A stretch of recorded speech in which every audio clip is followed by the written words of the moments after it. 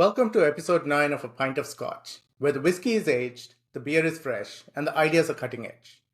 I'm Gautam Palapa. I'm a modernization expert and have over 20 years of experience in cloud native applications, data, DevOps, and AI. And my passion is using technology and empathy to empower enterprises and help them achieve their business outcomes. I will be this episode's moderator, and as usual, I'm joined by two of my close friends and industry leaders, Brian Ross and JT Perry. Brian, why don't you give a brief intro to our listeners and then hand it over to JT to do the same, please? Yeah, sure. Hello, everyone. Lovely to speak to you all again. My name's Brian Ross. I've been in companies of all sorts of shapes and sizes. I've been an entrepreneur in a cupboard with a couple of friends, all the way up to global businesses and working with teams in different geographies. So I'm looking forward to today's conversation. Gotham, I've got a huge background in all forms of digital transformation. And the part that I love the most is where people and technology come together. So it's not just about the tools, it's about how do we get people really working well with them and collaborating better. JT, over to you. JT Perry, super happy to be here again. Also 20 years-ish plus of experience, a lot of it focused on digital transformation, everything from technology vendors to enterprises, kind of a little bit of a bent in the healthcare space, if anything. But like Gotham and Brian, also have spent a lot of time of how to really empower people to have them do the change and really drive businesses to the goals they're trying to achieve. Gotham, throw it back to you. Thank you both. All right. Today we're going to dive deep into, in my opinion, one of the most frustrating and frankly universally disliked aspects of corporate life: meetings. They drain our time, they kill our productivity, and yet somehow we're all still stuck in them. So we're going to explore today, how did we get here? And more importantly, why do we tolerate these never-ending time suckers, even though we know how useless some of them can actually be? So today we're pulling no punches as we dissect this necessary evil and explore why meetings are the ultimate corporate addiction. So I want to kick things off with a hot take, and I'm going to start with you, Brian. What is your absolute worst meeting experience? And why do you think meetings have become such a time-wasting ritual in modern business? That's a good question. Do you know, there's no specific worst meeting that comes to mind because I think they've all been generally pretty terrible. And I don't think that's such a hot take. I think everyone's sat here thinking the same thing, which is this could have been an email, this could have been a Slack message. Why am I here? Why are we all here? How much is this meeting costing? I think that the reason meetings suck so much is that they generally involve the many, but they benefit the few. So you will find yourself in a meeting where you're not really adding much value and you don't really understand why everyone else is in this room as well. I think, like in the physical world and the traditional hierarchical companies, I think it was probably the fastest way for a person, usually a manager, to get consensus on something. We'll just drag everybody in and we'll get this ironed out right now. I think in the modern world, even though we're not in the same location anymore, and it's not convenient to get everyone in the same room, I think the practice still remains just because we don't have any better ways of achieving that consensus. Or, dare I say, I think that perhaps the problem is that in the good old days of organising a meeting, the organizer put all the burden on the attendees. It was their job to turn up and be intelligent and say things and educate. I think in the modern world, if we're trying to do things asynchronously, and dare I say, write things down, I think that burden becomes that of the organizer. And whether that's a cultural thing or whether it's laziness or whether it's about safety in that we feel a little bit exposed to write things down, I think that's why meetings are still so prevalent. JT? You know, from my perspective, I think similar to Brian, I don't have one terrible, god-awful meeting. other than wonder I've like been laid off or had to lay off. I mean, those ranked pretty low on the fun list. But in general, the type of meeting that I've always detested, and I think does go back to that hierarchical corporate kind of world, is what I've always referred to as the power trip meeting, right? The person that pulled people together because they could, right? And look, if a group as a team, if we needed some hard feedback or something, I'm not saying that you could never have a meeting where somebody came in and said, look, we need to do this better, right? And some of those can be aggressive and forceful appropriately. But most of the time, I found something went wrong. Somebody didn't know what to do about it. And so we're going to come in and yell about it and then send everybody home instead of actually doing something about it, right? That's the train wreck, right? And that's where things like corporate scar tissue start to develop and stuff like that, right? Where we throw processes at it and things like that. I'm a little bit of a contrarian here in that I think meetings can really serve a purpose, and we can get into some of that later. But again, right, like it's all about the appropriate use and all of that, right? A meeting to show I can pull people together because I have a title and look at all the people that report to me. Those drive me insane. And unfortunately, they're pretty darn common in the corporate world. I agree with the facts that both of you are saying. And for me, I think the worst meetings are the ones which masquerade as a platform for people to stroke their egos. So I've been in rooms where the agenda is forgotten and it turns into a competition of who can sound the smartest.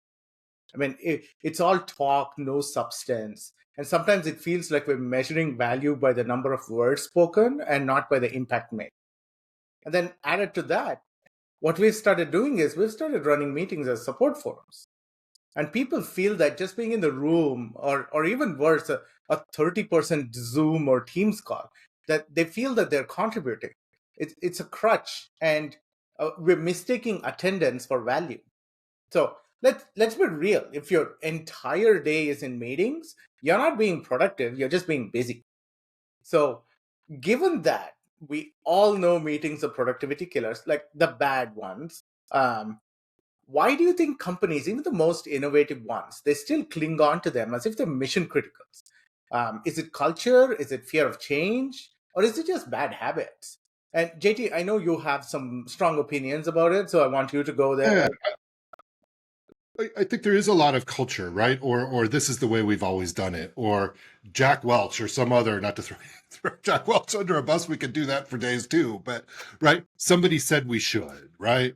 There was an article in some leadership magazine that said it's appropriate that you see everybody once a week, right? Whether that's Zoom, in person, something like that. Those are the worst ones, right? But I come back to they can be good, right? I come back to a team where we all formally worked together, right? And we had our Monday morning meeting.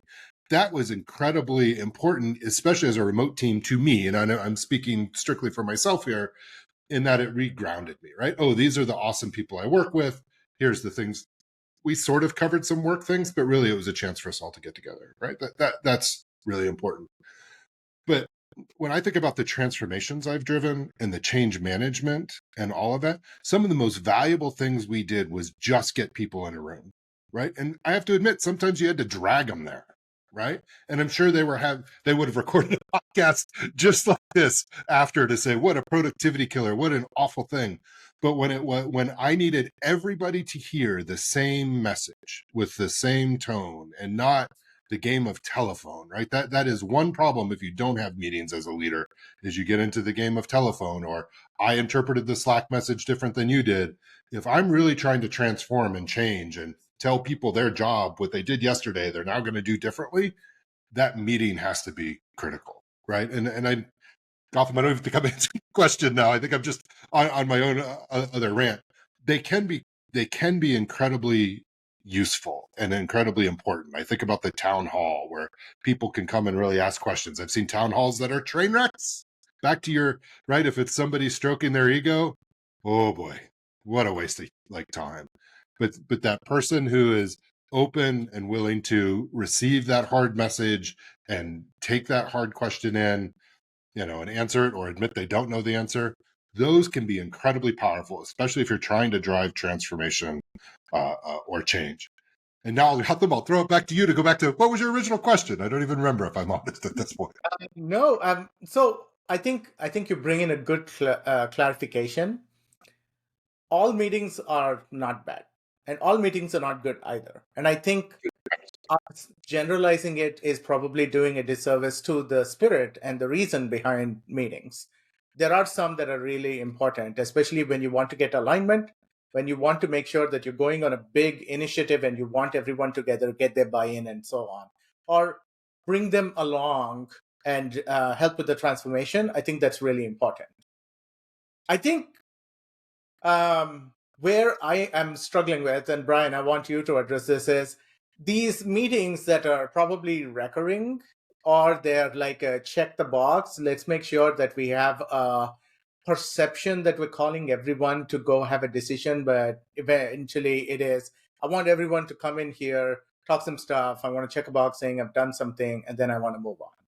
Those are the things that I really, really find annoying. And so, Brian, what's your take on that? Like, why do we still have those kinds of meetings, even in the most innovative companies?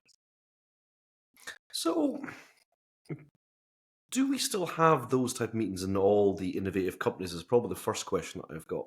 I think I'm still stuck in this idea that there's probably the good, the bad, and the ugly, right, of meetings. And it really depends on what you're trying to achieve. I don't like in IT when we say that one thing is bad and one thing is good, because binary decisions never work out well for us. Perhaps if we take the most extreme example recently, and it's one that I daren't raise, but like Elon Musk has been fairly clear and loud about his love of being in the office and being literally on the floor in his case to help people and get everyone there, right? It's very much a person centric development process. And I may not like the man's politics and I may not like some of the things that he's done or his approach, but I can't argue that catching a booster from space is pretty damn awesome. And if you think about what's been achieved in the time, it's just incredible. So there has to be something in that, right? I think the problem with meetings comes through respect. And Elon, for example, was quite clear. He's in the factory, he's sleeping on the floor to show other people that he's willing to put the effort into. And I think that perhaps with some of these other meetings, it's respect is the issue. So, for example, in the organization I'm working in just now, we don't do presentations over meetings. If you've got a presentation, that should be asynchronous. You do your presentation, you record it, you send it out to everybody, and then by all means, you can have a meeting after that to then agree or get feedback. But you send the presentation out first so that everyone does it. That way, the meeting length is much shorter. I think that involves quite a lot of time on my behalf, but I do that because I respect the time of the 20 people or the 10 people that I'm asking time of. And I think that's the switch. I think this is going to be culture. If you are the type of person that sees that effort as being an investment in other people, then you're more likely to do it. Whereas if you're on that kind of, dare I say, power trip, or you're just blissfully unaware of the impact that you have. Like when you write a long email that everyone has to read, or if you're on a monologue on a podcast and someone's having to listen to it and like, oh, just shut up and speed up. It's exactly the same. So from the same thing, out of respect, I'll throw it back to you. But I think there's something in there about culture, I think. I think it's probably the big decider. And I think we'll see that dilute out through the next generations of IT people. I sure hope so. And thank you for bringing those points up. While you were talking, it reminded me of this particular podcast. It's called Land of the Giants, where they cover Tesla and Twitter. I would definitely recommend you readers to have a listen because there are facets of things that Brian brought up that are positive, but at the same time, they can be considered as negative as well, especially considering the individual that we talked and the persona that he has right now. And of course, we're not talking about going on that rant journey. So I'm going to pull it back to meetings. I'm going to add two of my thoughts here. And what I am seeing is, especially in enterprises, old ones or hierarchical ones or things that have a lot of heritage in them, meetings have become this kind of comfort zone. They're places where people can prove that they deserve their seat at the table by talking. And somehow we bought into this illusion that if you speak enough in a meeting and sound somewhat smart with verbal salads, you've contributed value. It's like everyone's in a race to outsmart the other, but nothing ever really gets done in these kinds of meetings. And those are the ones that really are annoying. And if you think about it, what's happening is just verbal jousting, and it adds almost no value. Personally, I was once coached by someone who was had an executive leadership title, and this individual told me to speak more in meetings because people were thinking that I'm done because I was just listening and not talking much. And so I told this person that the most important thing that a leader can do is active listening rather than verbal diarrhea. But suffice to say, I didn't win any brownie points with that person. The next thought I have is that I feel in some organizations we're afraid to cut meetings because it exposes that half of the people speaking aren't really adding value, they're just taking up space. So if we actually focused on outcomes, these talking heads would have nowhere to hide. And you can see there are examples. Some of these companies have already taken bold steps to fix this problem. Shopify, for example, it ran an experiment where they banned all recurring meetings for a month. And they're not the only ones, right? A growing number of organizations are realizing that less is more, asynchronous is better, especially during the pandemic. We started embracing this more and more. So we've started realizing that less is more when it comes to meetings. But then the pandemic happened. We all got vaccinated, most of us. And then we started going into the workplace, or we were enforced to RTO. And then we went back to the normal things that happened. So here's a question to you both. I'm going to open to either of you. What do you think will happen if we banned all internal meetings, the recurring ones, the things that are a progress report or a status report that could easily be just a PowerPoint or a report that is sent on Slack or Teams? Would businesses grind to a halt? Would we actually see a surge in productivity and innovation if we do this? Who wants to take this one? Jump in. My initial gut reaction is like extremes are bad, right?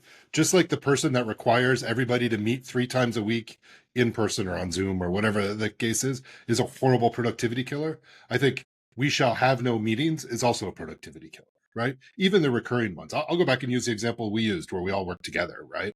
And I'll make it about me, would have struggled to function without that touch base every week. And just from a human cultural level, again, I'm not sure we accomplished much, but I always walked away charged and ready to go, and I'm a part of this team, and I think that's really good, right? I think the answer probably comes back to culture, and both of you have brought this at the same time. That command and control, hierarchical, we shall meet because that's all I have to do as a leader is to meet with my people.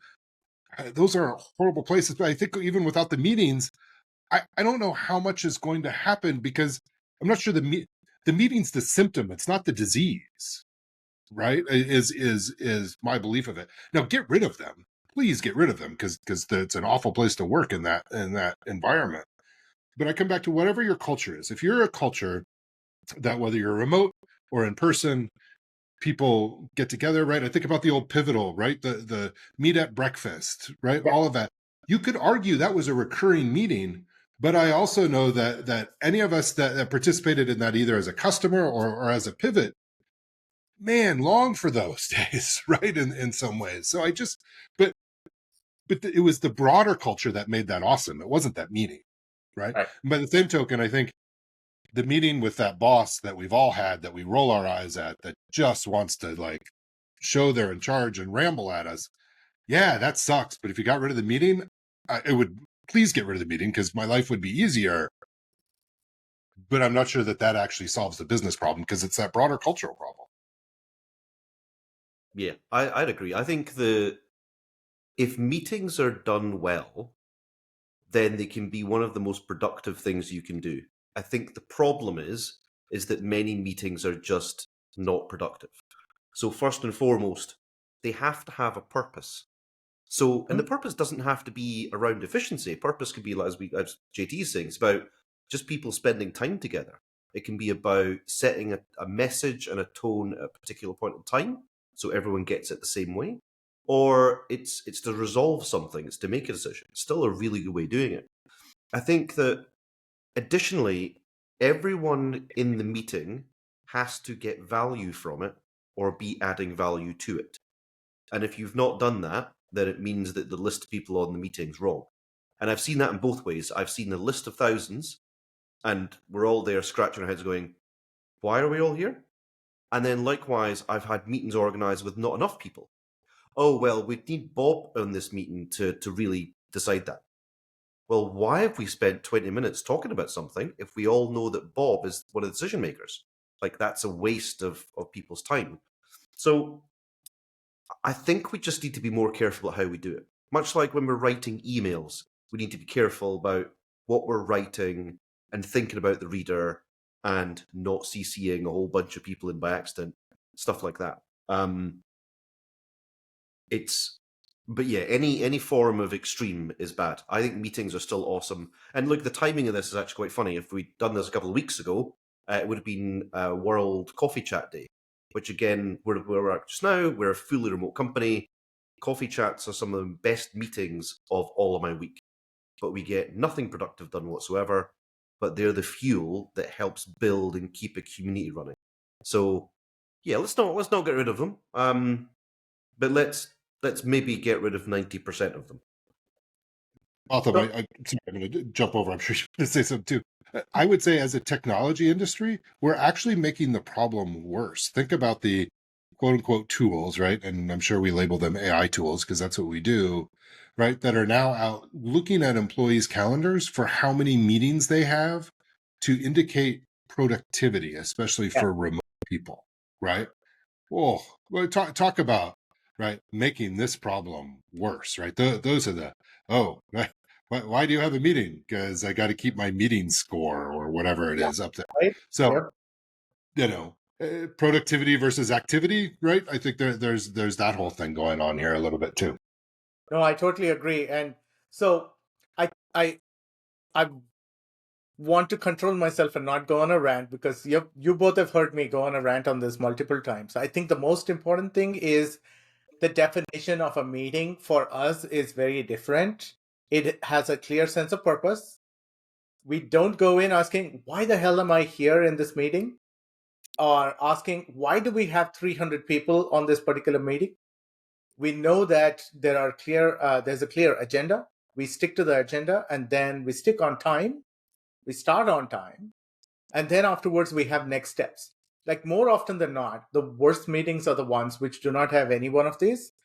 And the even more time sucks are those that we ramble on for about 50 minutes or 1 hour and don't have any action items or follow-ups, and therefore, or even no minutes of the meetings, and therefore we have to have this meeting all over again. With regards to the having more than 100 people on a particular meeting because some particular person needs to come or they want to have air cover, I've even set a rule to a number of my teams: no more than 2 individuals of any function in any meeting. So this prevents meeting from becoming a free for all where no decisions are made, and then those 2 people are accountable for ensuring that we get action items or we understand what the meeting was and disseminating them. So there are ways that we can actually improve it. But JT, you brought up this thing where we're now in the age of all digital tools with Slack, Teams, Zoom, you name it, everything. I feel, and you've already started, where we have AI systems that are or that are scraping through our calendars and trying to figure out how productive we are just because we have meetings. And so what is the deeper reach? How do we change this? How do we try to prevent this problem? How do we make sure that it doesn't become like a version of, the shadow IT thing where, oh, you're not going to give me all these things, I'm going to start spinning up a bunch of meetings and putting it there. I'm going to have scheduled meetings with Brian for talking about this particular problem because, oh, I'm stuck in this and it's going to be recurring until 2035. And it's going to be every day. How do we prevent this sandbagging? It's the same cultural problem, right? If I would I would argue if you feel this urge to install a tool to look at your people's calendar to see if they're productive, you're already failed. You're already wrong. I'm just going to say that absolutely wrong as a leader, right? You select your people, you empower them, you give them a set of things you expect them to accomplish at whatever period, right? I need you to create so many widgets per hour. I need you to, right,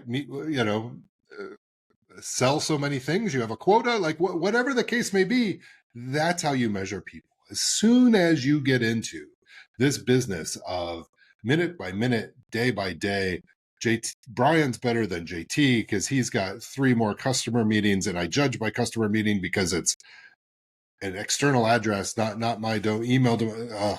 Just stop it, right? You're solving the wrong problem, right? If you've got people who aren't productive and they aren't meeting their quota, widgets, whatever it is, well, performance manage them. End of story. And go get somebody else. Everybody else, if they're getting done what you need to get done, and your numbers as a company, however you measure success as a company, right? Depends if you're profit, nonprofit, whatever. Good on you. Go on. Save yourself the money. Save yourself the stress of worrying about whether Gotham or Brian or JT or anybody is doing anything. That's what I come back to, right? Is it's that overall culture and empowerment and the things we talk about, right? The leading with empathy that you talk and have written about, Gotham. That's what you need to focus on. All the rest of this is symptoms of culture gone wrong.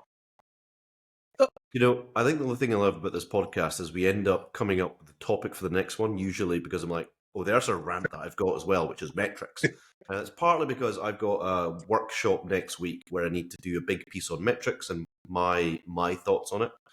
But I think that's one of the key things. On the metric side, I think that all of our measurements are there to help support improvement. As soon as you begin to use that as a measure of some kind of performance, it doesn't work. It should be about looking at trends. Like the number of meetings that you have might be an input, but it's just an input. It doesn't mean anything unless you're doing something with that in correlation with something else, and you're looking at an output and thinking about an experiment. Just to bring some positivity, I think the technology has helped us a lot with meetings too. So on the flip side, like we're using some tools in my business where we can get summaries of long calls or other meetings, and that means we don't all need to be there. And we don't all then need to spend an hour or half an hour on double speed watching people gibber. We can actually look for keywords in meetings, we can get the key points, we can pull out action points, we can just get the summary of it. That's really useful. I'd love to see us do a bit more. Like, we mentioned a couple of things like Slack or Teams or Zoom. I've always had this niggle, and that is that most of our collaboration tools today focus around what we used to do in the physical world. Well, we used to meet face to face, so we should have a meeting platform. Great. We used to find whiteboards really useful. We should have a whiteboard tool. There's not many things that are not analogous to the physical world. I'd love to see someone think about this without any of the old ways. Like, what can we do if we just assume that everything is virtual? Like, what can we do now that we can't do before? And dare I say, involve AI in that too. That is a great point, and it's a really good positive thing, Brian. I don't know how to go back to the rant now from this, but I will try.